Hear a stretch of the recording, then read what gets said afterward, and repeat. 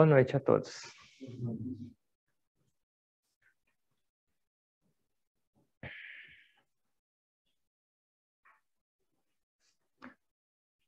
A gente vem discutindo um hino ou um texto do nosso querido Adi Shankara. Hoje ele veio visitar a gente. A foto dele. E nos 2 primeiros versos que a gente estudou, ele falou da composição nossa existência individual. Corpo, formações, quais corpos, mente, intelecto, tudo que compõe uma existência humana. E agora, nos próximos versos que a gente vai entrar, ele vai falar agora do quê? Do efeito colateral da nossa relação errada com esses elementos. A nossa maneira de compreender essa composição corporal, esses elementos, os sentidos, o ego e os instrumentos, nos traz uma relação errada com o mundo e com os objetos e trazem alguns resultados.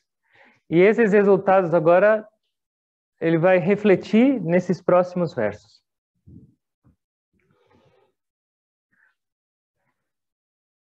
Nós vamos cantar juntos os 2 primeiros, depois entra no terceiro e nós vamos discutir.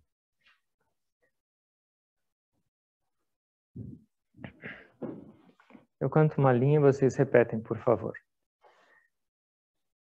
Manobudhyahankara chittani naham Budhyahankara chittani Nachasrotra jive Nachagrana netre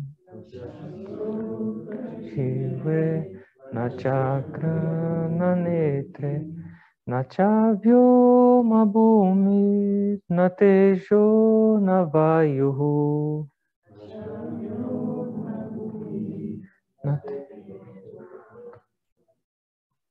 Chidanandarupaha Shivoham Shivoham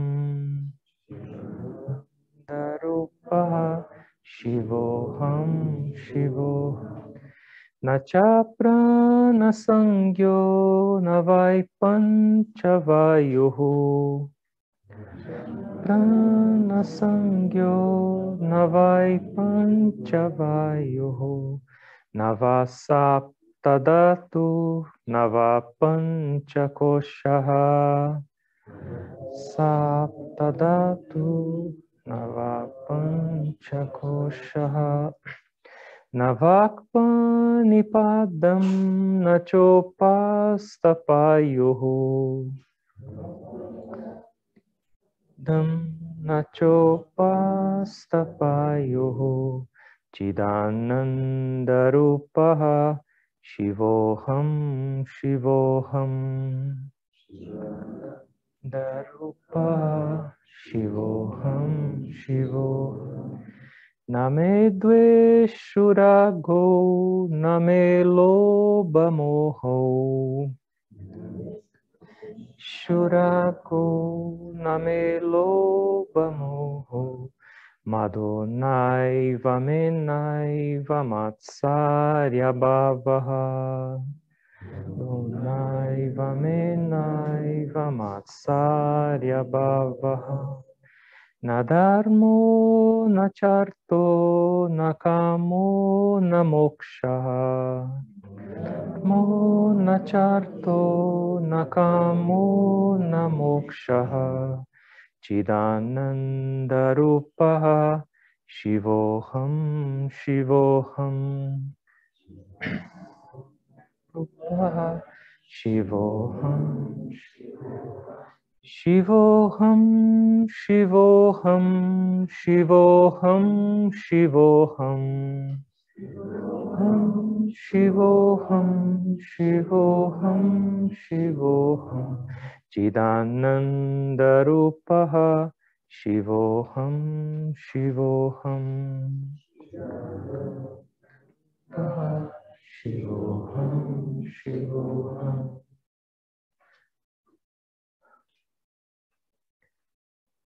Eu não sou afetado por gostos e aversões. Eu não tenho ganância, nem ilusão. Eu não tenho orgulho, nem inveja. Eu não tenho deveres nem responsabilidades. Eu não preciso de posses materiais. Eu não tenho desejos. E eu não busco a libertação. Eu sou Shiva. Eu sou o divino. Eu sou a consciência eterna. E a minha forma é bem-aventurança.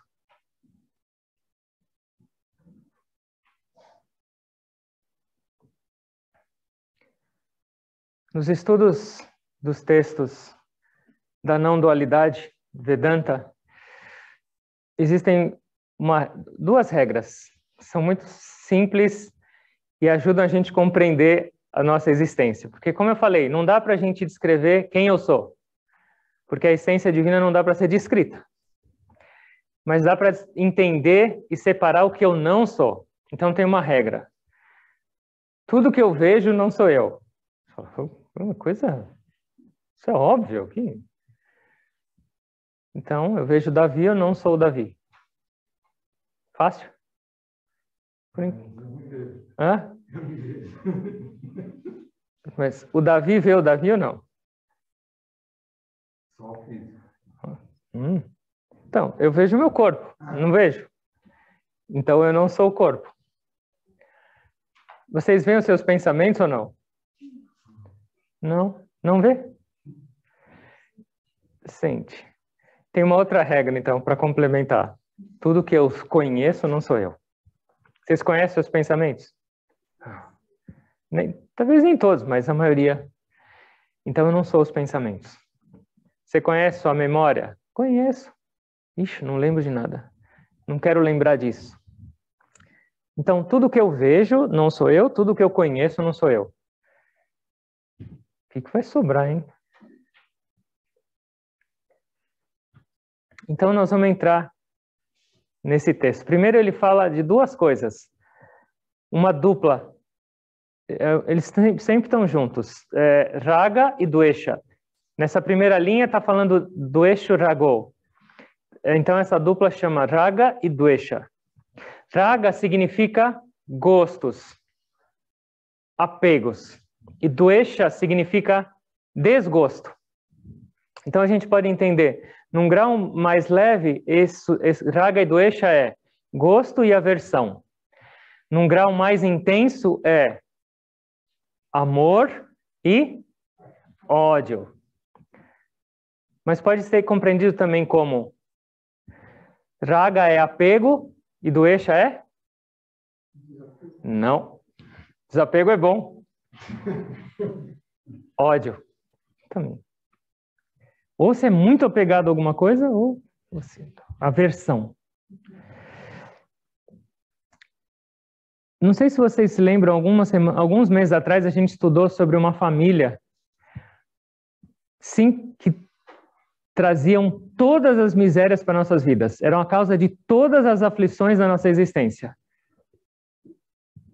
E esses membros da família eram... Eu falo, vocês repetem. Avidya, Asmita, Raga, Dvesha, Abhinivesha. Então é ignorância, ego, gostos e aversões e medo. Então, Raga e Dvesha são parte dessa família que traz miséria nas nossas vidas. Dá pra gente viver sem esses dois ou não? Dá pra gente viver sem gosto e aversão ou não?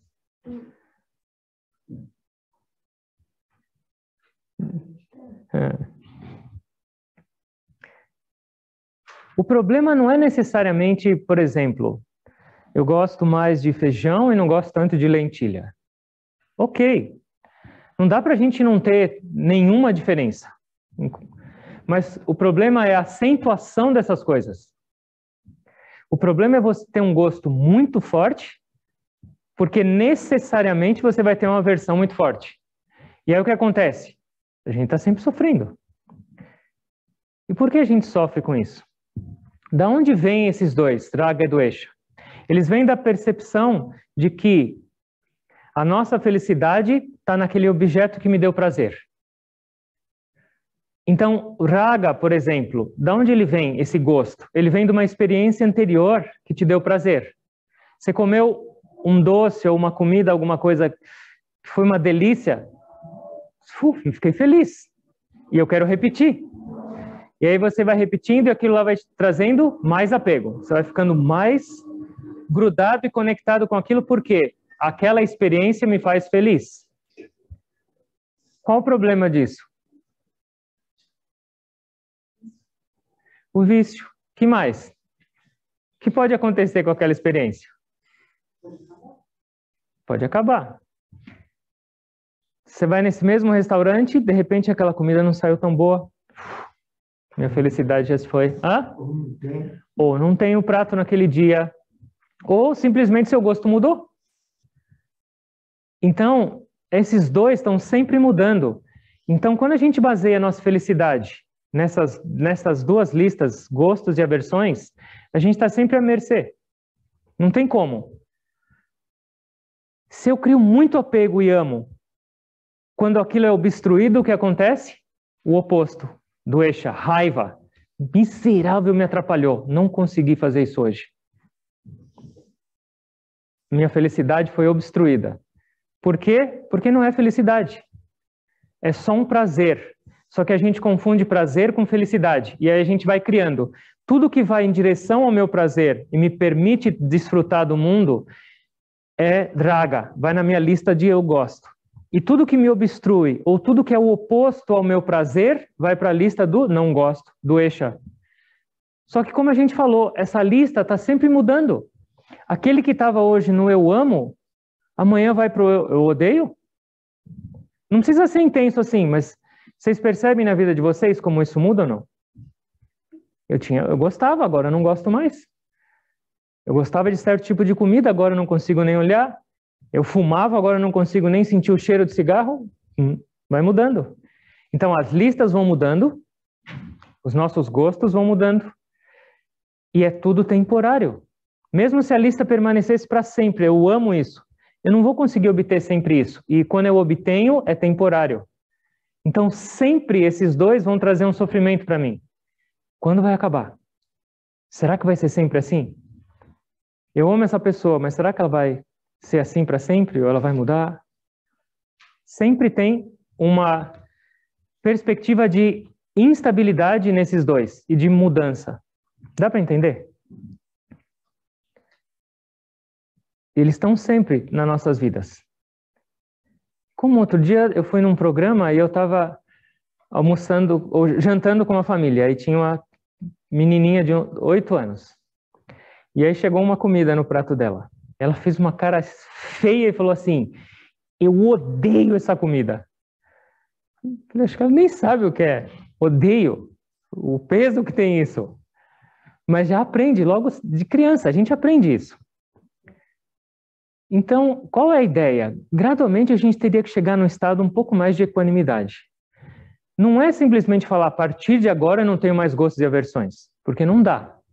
Mas eu não posso me afetar tanto por isso.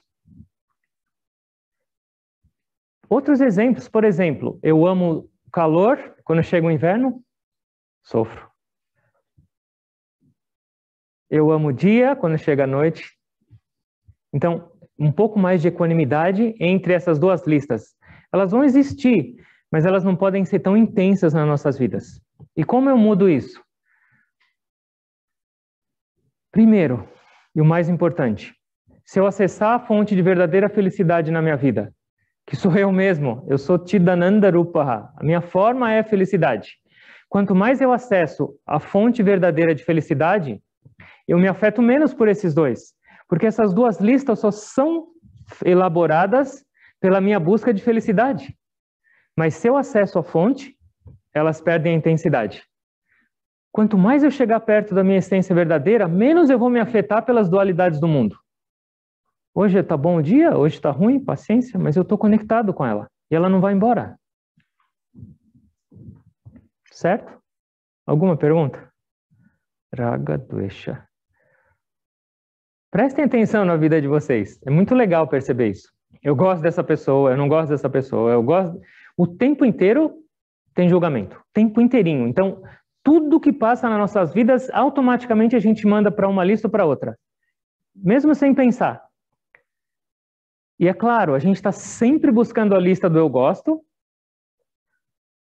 e repetir, e sempre fugindo do eu não gosto.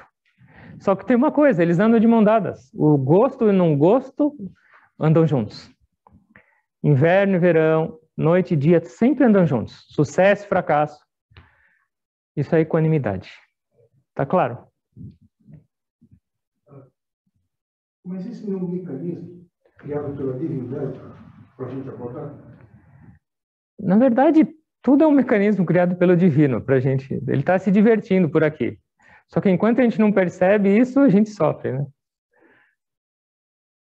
Todo é um processo dele, mas é um mecanismo. Mas quando a gente não entende esse mecanismo, não entende quem nós somos, a gente usa de uma maneira errada e aí se afasta.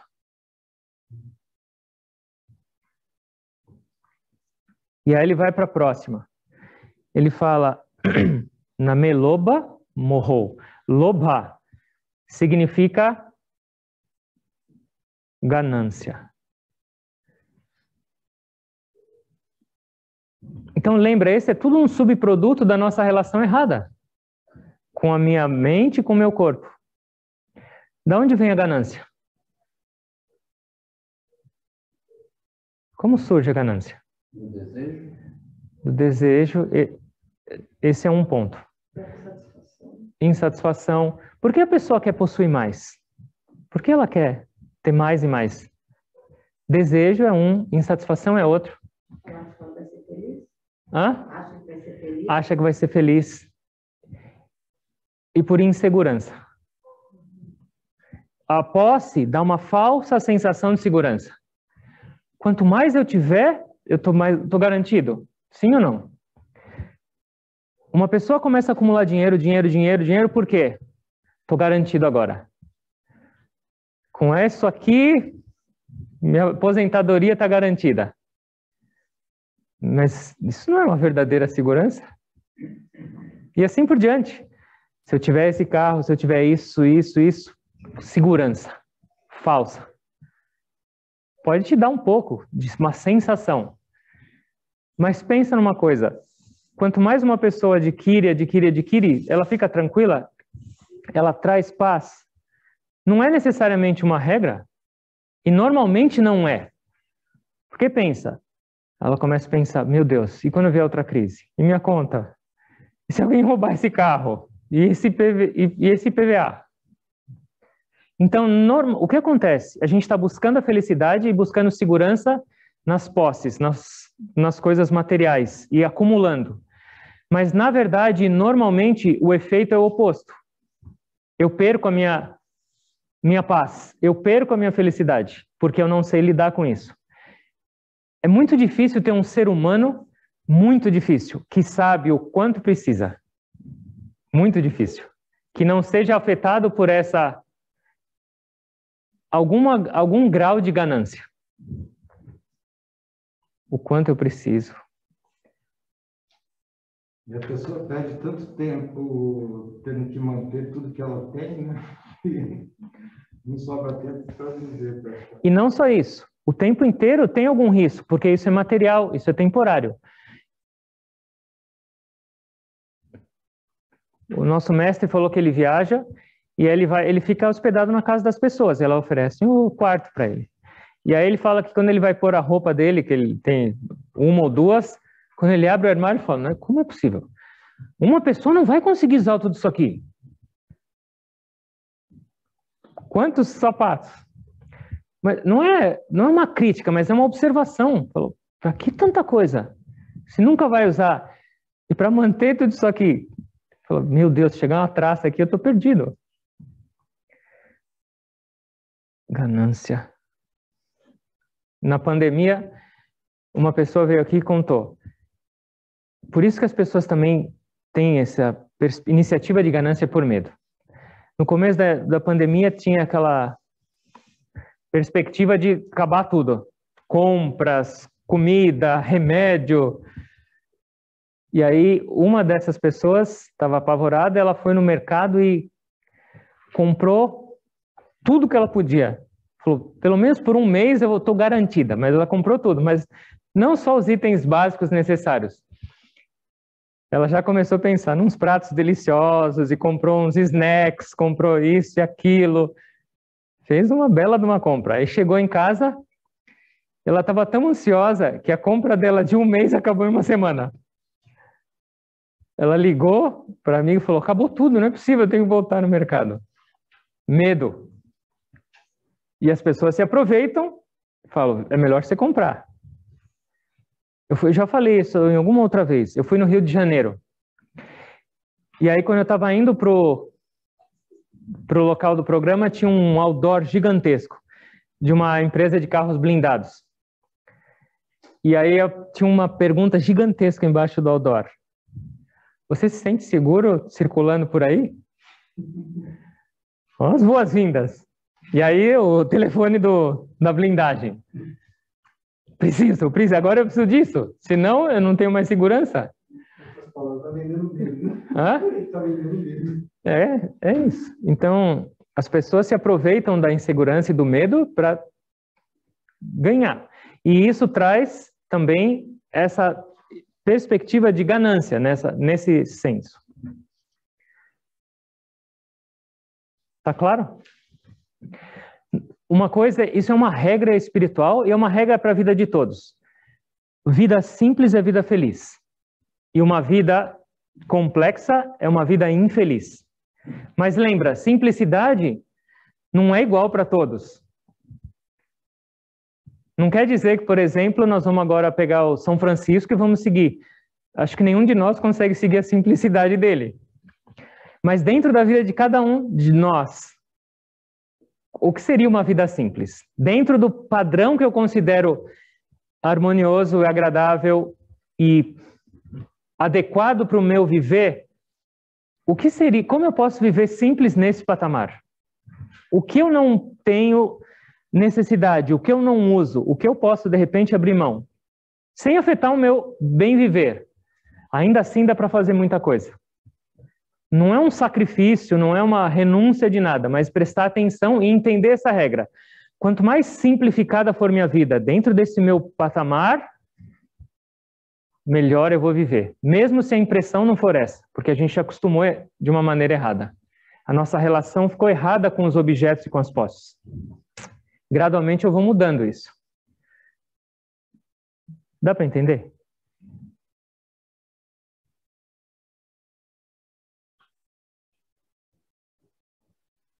Loba. Ganância vem de insegurança e ganância vem da experiência dessas dupla dinâmica aí que a gente falou, raga e doesha. Quanto mais eu gosto e tenho prazer, também mais eu quero ter. E aí loba vem o próximo, morra. Morra não é morra de morra, é M-O-H-A. Morra significa ilusão. E o que quer dizer ilusão? Ilusão é perceber as coisas de uma maneira distorcida. Perceber algo que não é a verdade daquele algo. Por exemplo, eu estava num programa em Curitiba no final de semana. E aí, a gente estava fazendo uma parte fora, numa floresta. E tinha um carro parado perto. E aí pousou um passarinho nesse carro, no retrovisor externo. E ele parou no retrovisor e ele começou a olhar para ele mesmo. E ficou invocado. E aí começou a brigar. E se debatia com o retrovisor. Aí ele ficava bravo, saía e falava, não posso deixar barato. E voltava e estava uma batalha ali. Ou seja, ele não entendeu muito bem o que estava acontecendo. Ilusão. Então, assim, nós temos isso na vida ou não? O tempo inteiro a gente cria rótulos A gente sai da realidade, a gente impõe a nossa realidade numa pessoa. Faz tempo que você não vê alguém, e aí você encontra aquela pessoa, depois de 10 anos.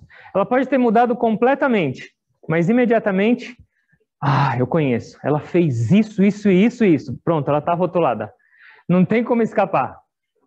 Você não dá oportunidade, de repente, de entender e conhecer. Ou, por exemplo, você tem que falar alguma coisa com alguém, algum assunto delicado, alguma conversa que não seja agradável, alguma coisa que somente comece a imaginar. Se eu falar isso, ele vai responder isso.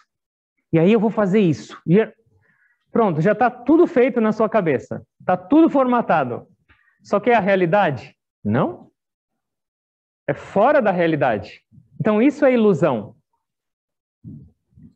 E isso faz a gente ter uma relação errada. Então, por exemplo, uma pessoa que fuma, ela fuma porque ela pensa que aquilo lá faz bem, ela tem prazer. Mas isso não é ilusão? Ela pode ter um pouco de prazer, mas onde vai parar isso? Isso é ilusão. Uma vez, eu lembrei de uma história. O Guruji tinha um amigo dele de infância. E um dia eles foram no cinema. E no cinema, nesses filmes indianos que eram todos inocentes, um garoto que era mais ou menos dessa mesma idade se cortou. E aí o que aconteceu? A cunhada dele pegou o próprio sari, rasgou e fez um curativo. E esse amigo do Guruji ficou nossa, que atitude, que lindo. E aí um dia, depois de um tempo, ele ficou com isso na cabeça. Ele se cortou. E aí na casa dele tinha a esposa do irmão. E ela estava lá, o que aconteceu? Aí ela foi lá e pegou e pôs um band-aid no braço dele. Ele ficou revoltado. Falou, tá vendo? Ela não é boa. Ela deveria ter rasgado o sari e curado, não feito o curativo e não colocado um band-aid. Ilusão. Então isso é uma outra coisa que distorce a nossa realidade. A gente cria uma própria vida, um próprio mundo e tenta impor esse mundo nos outros. E aí a nossa relação fica... Eu não tenho uma neutralidade ao lidar com isso, com as pessoas, com os meus conceitos. Dá para entender isso ou não? A gente tem que observar. Porque se a gente não observa, tudo isso fica no automático e eu continuo fazendo. Loba. E aí ele fala de mais duas coisas. Ele fala de Mada, e Mada é orgulho. Todos nós temos todos esses negócios aí dentro. Alguns mais fáceis de perceber, outros mais intensos. Mas lembra, o que ele está falando? Tudo isso veio pela nossa relação errada com o corpo, com a mente, com a nossa identidade. E tudo isso é nocivo para nossas vidas. Então, Mada é orgulho. Orgulho é bom ou ruim? É que agora já foi falado, né? Mas a grande maioria das pessoas não entende orgulho como ruim.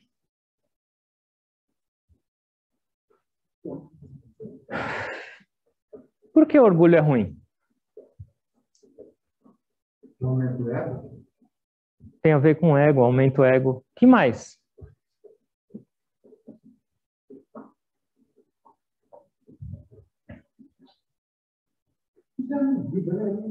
Passou na medida. Agora, como segurar essa medida? Como segurar essa medida? A gente chega lá. Cria uma identidade nova. Cria uma identidade nova. Legal. As pessoas, a gente tem orgulho das nossas qualidades ou das qualidades de alguém. E isso traz uma segurança, traz uma sensação de aceitação, ou de algum tipo de status, ou de algum tipo de... Mas não tem nada a ver com a minha identidade. Eu tenho orgulho que eu sou bonito. Por que isso é negativo? Primeiro, minha beleza vai durar quanto tempo? Hoje eu sou bonito, amanhã eu tenho orgulho porque minha pele é bonita. Amanhã, enruga. Eu tenho orgulho da minha inteligência. Eu tenho orgulho da minha família. Então, o orgulho baseia a sua segurança, baseia o seu conceito de você mesmo, o seu bem-estar em qualidades que não são sempre fixas, que sempre mudam.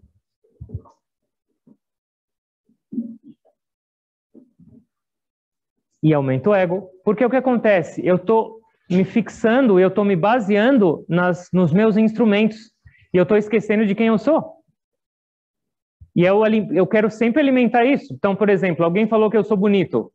Eu me senti bem. Então, o que eu vou fazer? Eu vou lutar para sempre estar bonito. Mas a minha estabilidade não vai vir da minha beleza. A minha estabilidade não vai vir da minha inteligência. A minha estabilidade não vai vir das minhas palavras.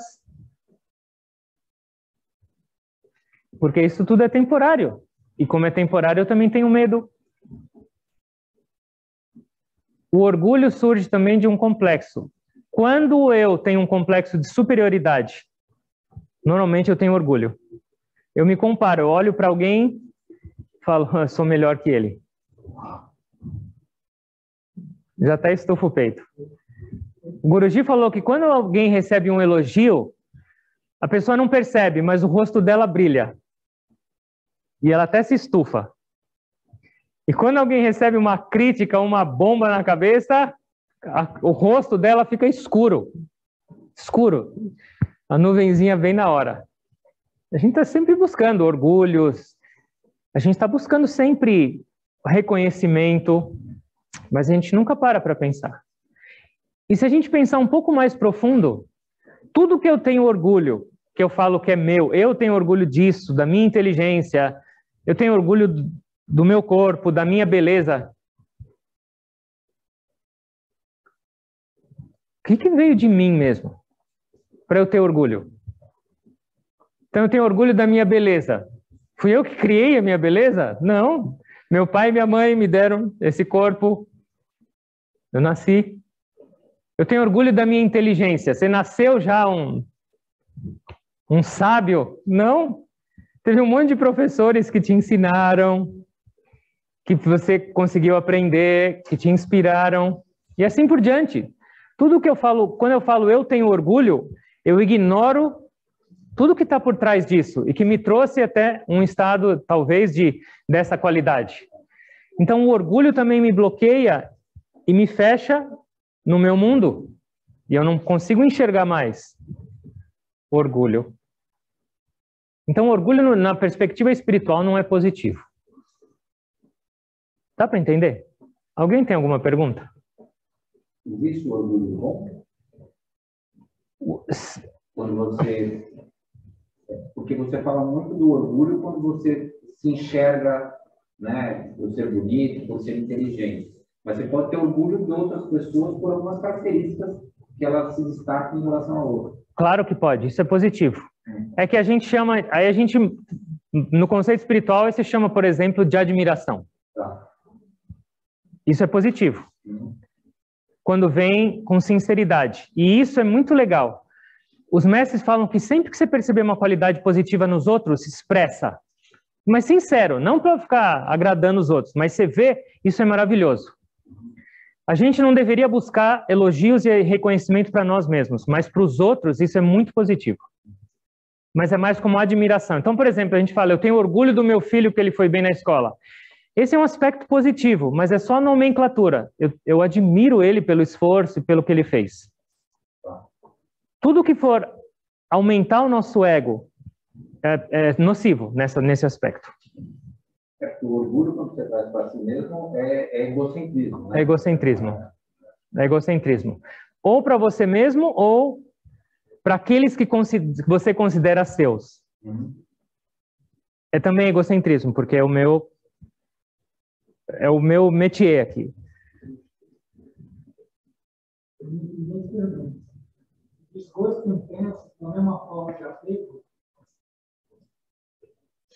É apego ao Por que o desgosto intenso? Porque eu estava apegado a algo intensamente. E esse apegado a algo intensamente trouxe como resposta um desgosto intenso.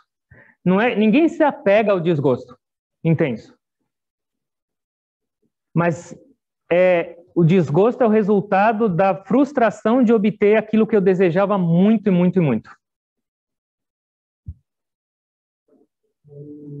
Você pode ter orgulho de si mesmo sem se julgar superior a alguém?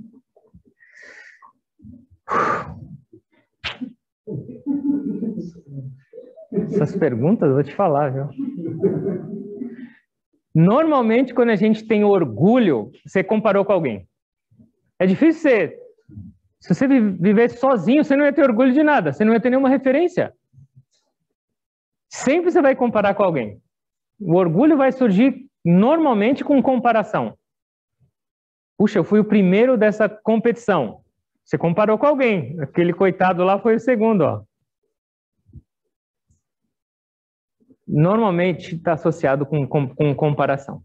Mesmo que seja inconsciente, né? Mesmo que seja... Não, normalmente é. Normalmente é inconsciente. Não é que eu fico com esse olhar superior para os outros, mas ele é. Vou me estufando. O ego é igual um balão. E é um vício. Cada vez que eu recebo um pouco mais, eu quero mais. E ele fala que o mais perigoso é o ego espiritual. Porque a pessoa vai disfarçando e não demonstra.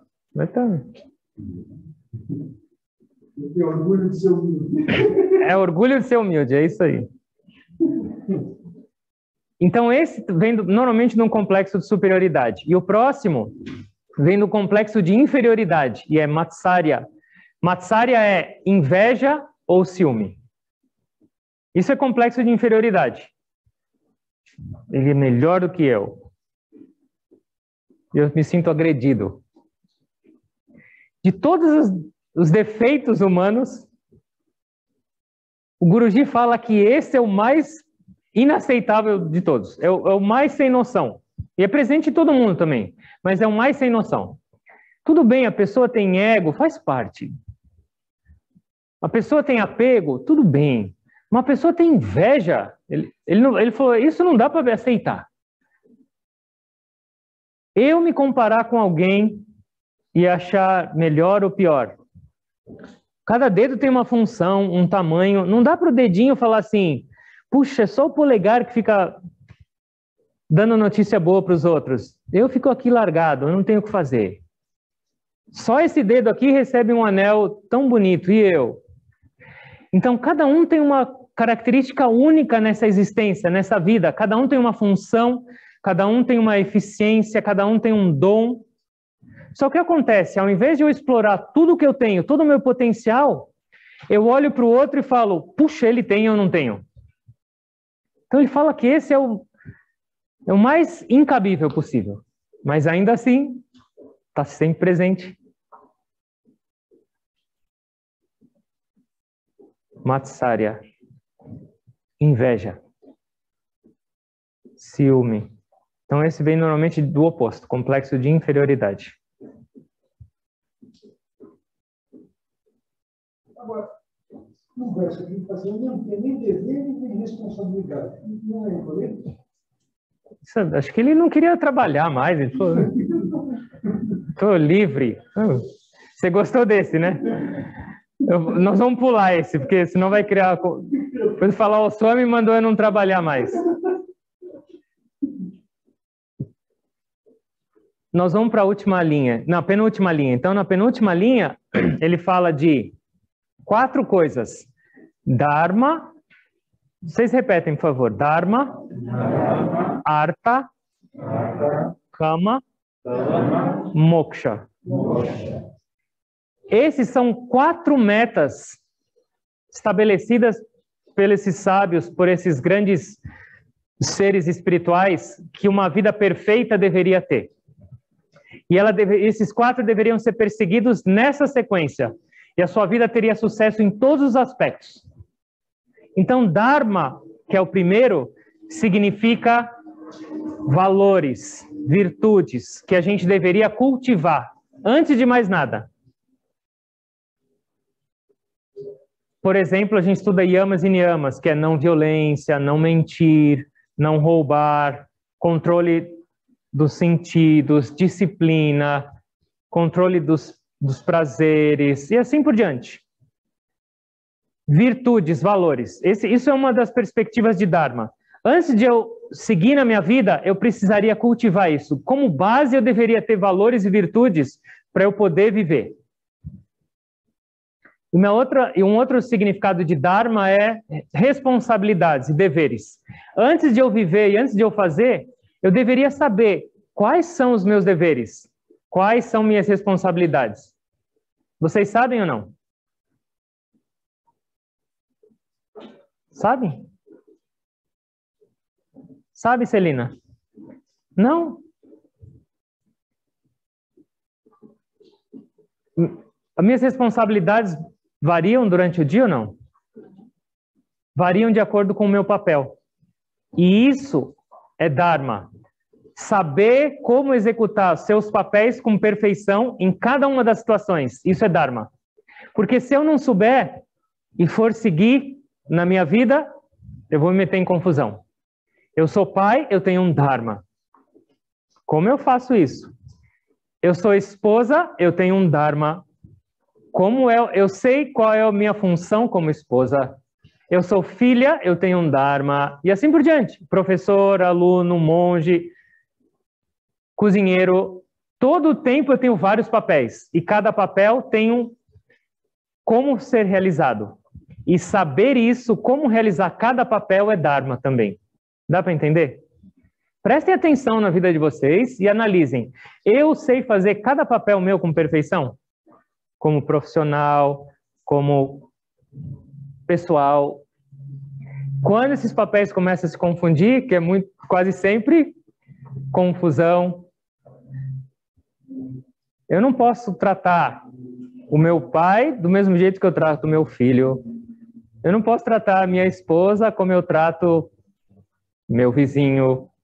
Eu tenho que saber quais são os seus papéis e como realizá-los. Isso é Dharma. E isso é a base de todo o resto. Se eu não souber isso, está perdido. Dharma. Tá claro? O próximo é Artha. E Artha significa prosperidade material. Então, o caminho espiritual não quer dizer larga tudo e vai meditar na montanha. Não. Você tem que explorar suas habilidades, você tem que conquistar, você tem que produzir, você tem que ter sucesso. Você tem que ganhar. Deus te deu essas habilidades, por que você não vai explorar? O caminho espiritual não é fuga, não é esconder, é usar com inteligência. E por que ele vem depois de Dharma? Por que a prosperidade material tem que vir depois de Dharma? Saber como usar, saber o quanto, saber o porquê. Porque se eu não tenho esses valores, o que acontece? Eu perco o chão, ganância, cobiça, avarice e assim por diante. Se eu não tenho valores, se eu não tenho uma base, eu não sei como fazer. E se eu não sei como realizar o meu papel com eficiência, eu também não consigo ganhar. Dá para entender? No estilo de vida nos anos dourados do período védico, há milhares de anos atrás, todos, sem exceção, seguiam esses 4, nessa sequência. Artha. O terceiro é Kama. E o que significa Kama? Não, desejo. Normalmente, Kama é relativo a desejos físicos, prazeres sensuais. Kama, faz sentido, né? Mas ele pode se estender também a outros tipos de desejos. Realização de desejos. Então, olha que interessante. Uma vida ideal e espiritual não é não desfrutar mais do mundo também. Não significa, agora vai ser uma vida cinzenta só. Não. Um pouquinho no acha e depois para fora. Então, eu tenho que desfrutar, eu tenho que ter prazer, eu tenho que Mas, por que ele vem depois desses dois? Dharma e Artha. Primeiro, se eu não tiver noção de como desfrutar, minha vida já era. Eu me perco. E segundo, se eu não tiver dinheiro, se eu não tiver alguma condição, como eu vou desfrutar? Que adianta você ver uma propaganda de um cruzeiro e se falar, eu quero ir, mas você não tem dinheiro? Então, para desfrutar, você precisa de alguma condição também. Consciência, compreensão e uma estrutura para poder desfrutar. Você fala, eu vou sair com a minha namorada, vou num restaurante. Espero que ela tenha dinheiro. Você precisa fazer alguma coisa, né? E o último é moksha. E o que é moksha? A meta final da vida, libertação. Moksha é um outro nome para nirvana. Então, essa é a meta. E por que ela vem depois dos três? Porque se eu tiver ainda um monte de desejo na minha cabeça não realizado, se eu estiver insatisfeito porque eu não consegui explorar meus potenciais, minhas capacidades na vida, eu não vou conseguir atingir libertação. Porque a libertação é libertação do quê? Dos desejos, dos apegos, de tudo que me prende. Então, uma vida plena e equilibrada, sempre com a meta de eu estou vivendo para alcançar essa libertação. Cada passo que eu for fazer, mesmo desfrutando do mundo, mesmo ganhando dinheiro, eu não posso esquecer o porquê eu existo. E eu existo para alcançar essa libertação. Libertação do sofrimento, libertação dessa agitação, desses desejos, de todo esse fardo. Se eu esqueço isso... E olha que interessante. Olha para o mundo atual. O primeiro, que é a base, e o último, que é a meta, ignorados praticamente. E aí o que acontece? A vida só se torna artha e kama. Eu preciso ganhar dinheiro para ter prazer, mais nada. Se eu conseguir isso, já amarrei meu burro na sombra. Estou garantido.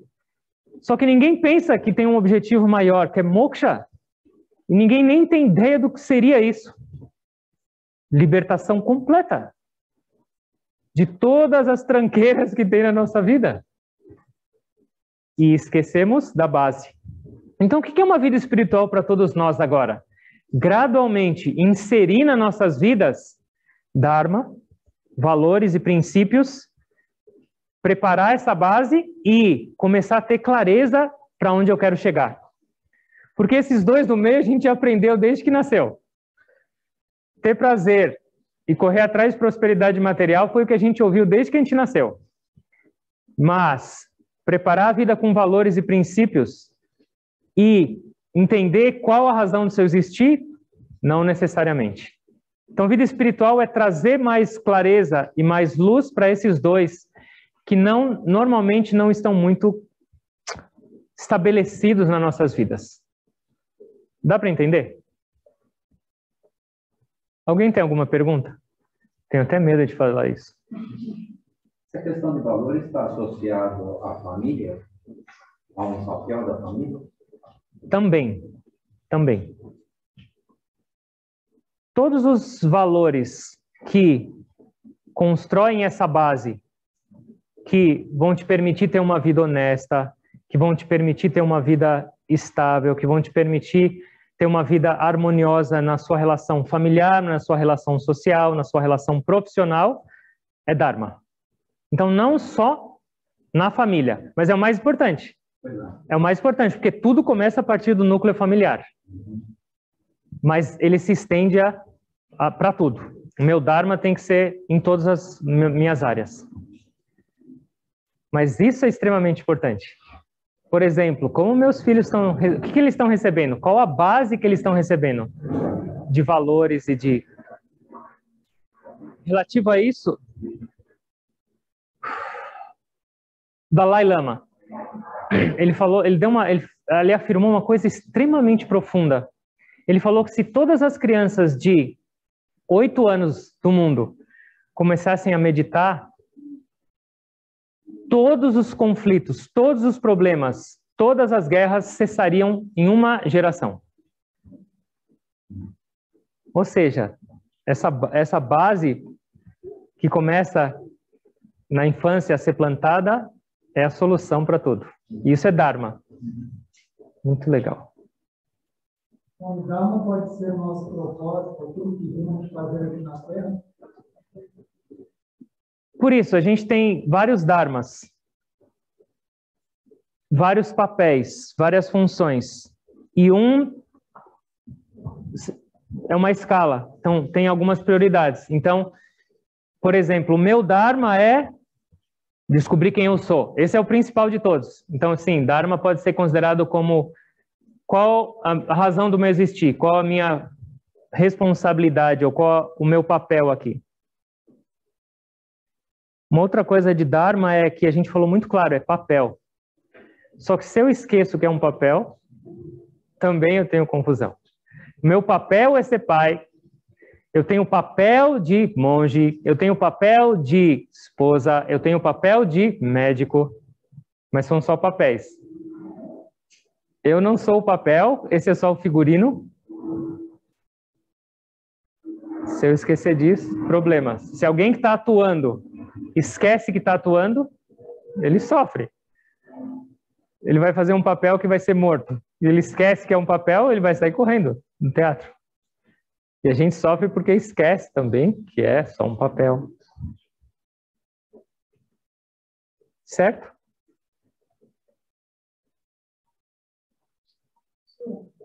Sobre a parte da ganância, como na verdade, o medo que leva à ganância, hoje a gente está num momento que isso está muito evidente, não só no micro, né? Na nossa vida diária, mas no macro também. Uhum. Como que a gente acaba com esse ciclo vicioso? Isso é um ciclo vicioso, né? Você tem medo, tem insegurança e você quer se garantir. Um país tem insegurança e quer expandir o seu domínio. Uhum. E você percebe, quando o medo vai tomando conta de muitas pessoas, isso vai reverberando em tudo. Como que a gente consegue superar isso? Muito legal. Primeiro, isso tem que começar em nível micro. Não dá para a gente querer transformar o mundo inteiro sem antes começar por nós mesmos. Porque se eu ainda tenho medo e insegurança, eu não vou conseguir. Então, isso começa no nível micro. E qual é a solução principal?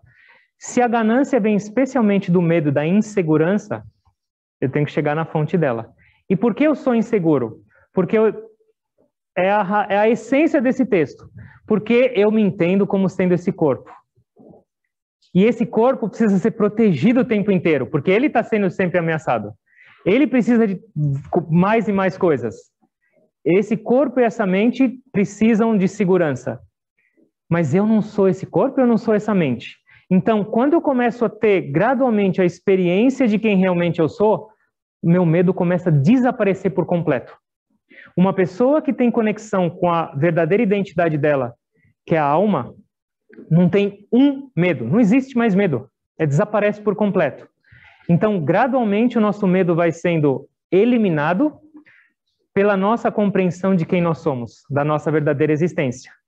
Esse é o verdadeiro. Não adianta só eu ser corajoso externamente e falar, eu não tenho mais medo. Porque enquanto essa ignorância permanecer de quem eu sou, enquanto eu me considerar sendo esse corpo, eu vou ter medo. Porque a qualquer momento eu posso deixar de existir. Eu posso ter uma doença, pode ter um acidente, pode ter isso, aquilo. Então, eu preciso acessar aquela fonte que vai eliminar por completo o meu medo. E eu preciso raciocinar também. Então, antes de eu dar vazão a algum sentimento ou a algum ato de ganância, eu preciso refletir. Por que eu estou fazendo isso? Isso realmente vai me trazer segurança? Isso realmente vai me deixar mais seguro, mais confortável? E a maioria das vezes a gente vai entender que não.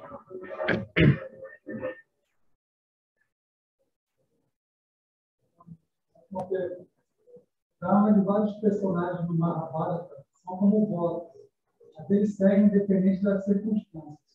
Mas devemos escolher individualmente em cada situação, ao invés de seguir dessa forma, certo? Eu não entendi. O Dharma dos personagens do Mahabharata são votos. Votos? Votos. Mas eles seguem independente das circunstâncias. Mas nós devemos escolher em cada situação, ao invés de seguir dessa forma. Muitos personagens do Mahabharata que fizeram votos e seguiram era por cabeça dura, não por Dharma. E depois eles morreram na batalha. A gente tem que entender qual é o nosso papel e entender quando o papel tem que ser mudado ou não. Não adianta eu falar, eu sou isso e sair seguindo. Você tem que entender, a gente tem que ter flexibilidade de entender. Um papel é mais complexo do que simplesmente um voto. Na linha da pergunta dela, a humanidade não passa por uns ciclos também de sombrios e ciclos mais iluminados? Passa. E a gente estaria caminhando para o sombrio, Segundo a compreensão astrológica védica, a gente está agora num período ascendente, em direção ao período da luz, e a gente saiu a época da escuridão aconteceu mais ou menos na época de Jesus. Era o período máximo da escuridão máxima. E agora, daquela época para cá, gradualmente, tem esse período de ascensão, que são mais ou menos 12 mil anos.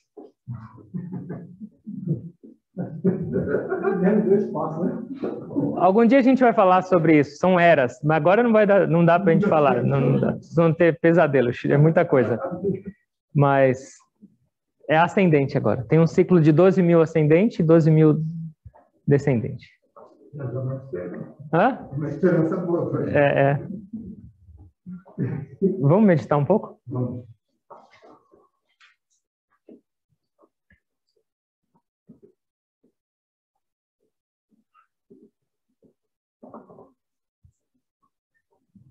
Se possível, mantenha a coluna ereta. Olhos fechados. Concentra na respiração. Só esse ar que entra e sai pelas suas narinas. Observa.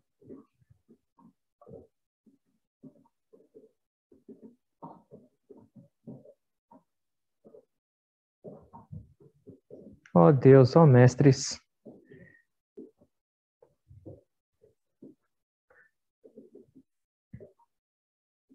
Quando eu escuto essas verdades da vida, isso parece ainda tão distante. Como é possível eu ser essa essência divina? Como é possível eu mesmo ser toda a felicidade e alegria que eu busquei em toda parte e eu não senti?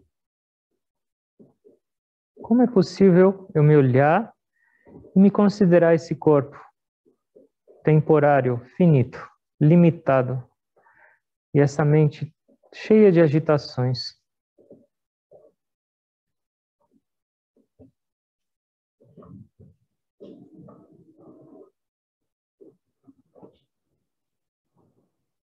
Ó Deus, até hoje, por essa incompreensão, eu me relacionei de uma maneira distorcida com o mundo. E eu trouxe muita miséria para a minha vida. Mas agora eu começo a entender. Me dá força para aplicar, me dá força para olhar de uma maneira diferente para o mundo e para mim mesmo. Me permite ter a experiência. Concentrem-se. Não esquece da respiração.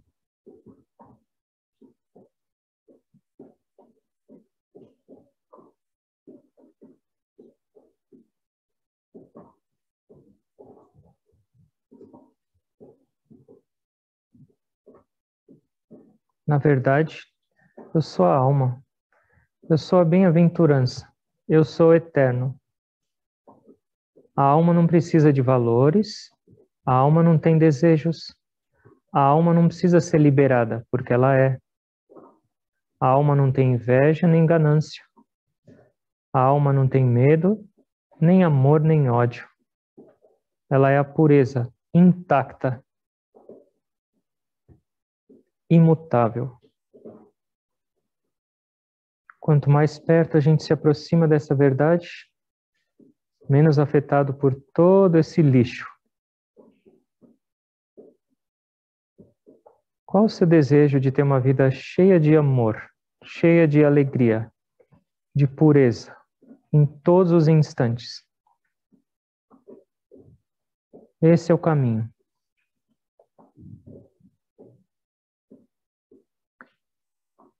Por favor, inale lenta, longa e profundamente.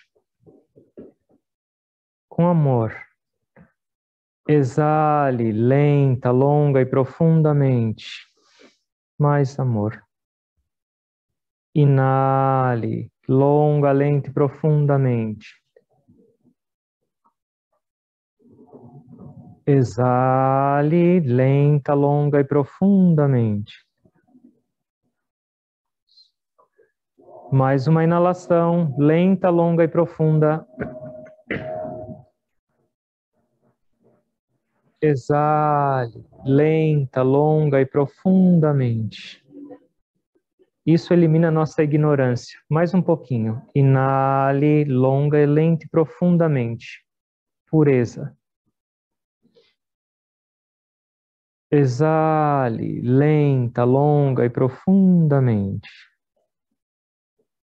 Mais uma vez. Inalação lenta, longa e profunda com amor. Exale, lenta, longa e profundamente. A última vez. Inale. Segure. Om. Exale. Respiração normal, consciente. Medita um pouquinho em silêncio. Dentro da cabeça, acima das sobrancelhas. Seu encontro pessoal com o divino. Tenta.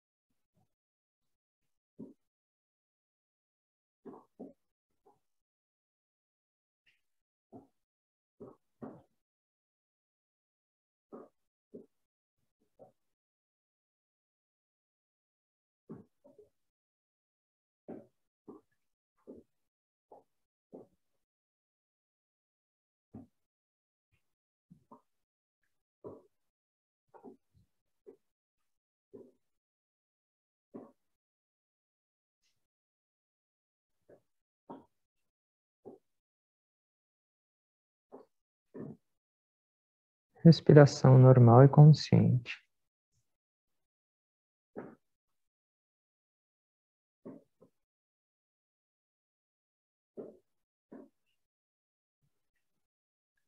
Os mestres afirmam que nós fomos criados a partir da bem-aventurança.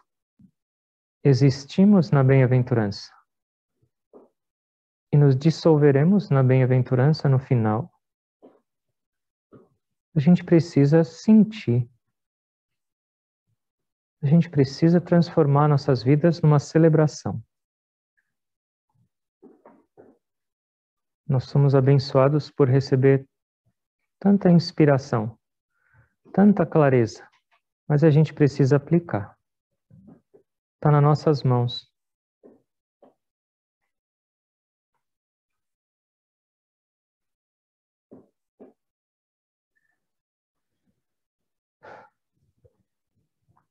Eu agradeço a todos vocês e orando para Deus e para os mestres abençoarem nossas vidas com clareza, com força para mudar, com consciência para viver, tentando perceber essa essência divina em cada um de vocês, em mim, em toda parte. Nós somos a presença viva do divino. A gente precisa perceber. Eu me inclino a todos vocês.